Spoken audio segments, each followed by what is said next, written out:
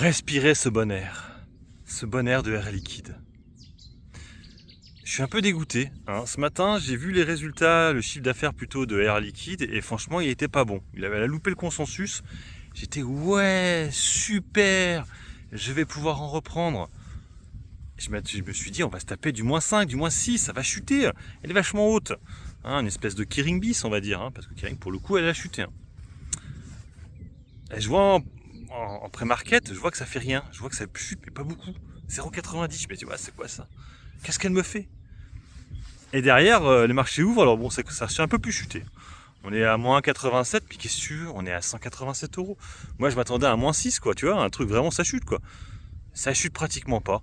C'est Air Liquide, j'ai envie de te dire, c'est toujours pareil, Air Liquide. Mais des fois, quand ça loupe des consensus, des fois, le PER est un petit peu élevé quand même. On est sur des PER qui est pas loin des 30, je crois, sur Air Liquide.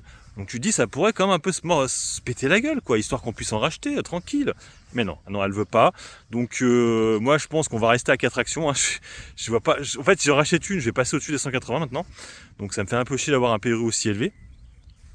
Alors peut-être que dans 2 ans, je dirais que c'était pas si élevé que ça, le PRU. Mais bon, j'y crois pas trop, mais bon, voilà. Donc on va attendre maintenant. Donc là maintenant, il y a plus grand chose qui risque de la faire baisser, étant donné que, à part si le CAC repart en baisse, il n'y a rien qui la fera baisser avant les dividendes et les actions gratuites, parce qu'il n'y a pas d'autres résultats. Il n'y a rien de spécial à attendre. Donc wait and see. Ce qui est assez étonnant aussi sur le CAC 40, c'est qu'on a eu beaucoup de résultats là qui ont été vendus. Eurofin, elle s'est pété la gueule, -4%, j'avais allégé heureusement. Orange aussi, qui a pas mal chuté, -2%, pourtant ils ont annoncé relever le dividende. Et du coup Kering et Air Liquide. Et malgré ça, le CAC 40, il reste quand même vert. C'est dingue, ça veut pas descendre ce CAC 40, il veut pas descendre. Donc il est invulnérable.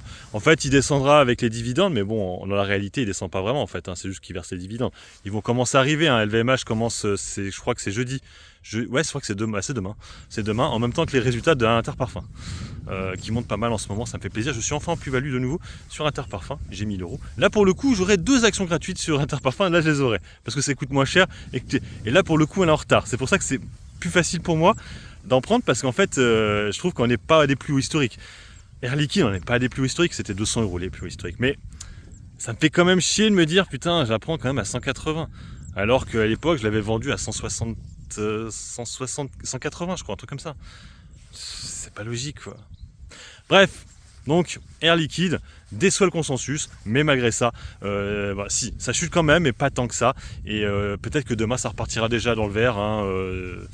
C'est comme ça depuis de toute façon des semaines et des semaines et des semaines. Ce CAC 40 est invulnérable, et automatiquement les sociétés qui sont dedans, qui sont dans le top de la forme, ne descendent pas. Allez, sur ce, moi je vous laisse, bon investissement et puis bon trade, ciao ciao.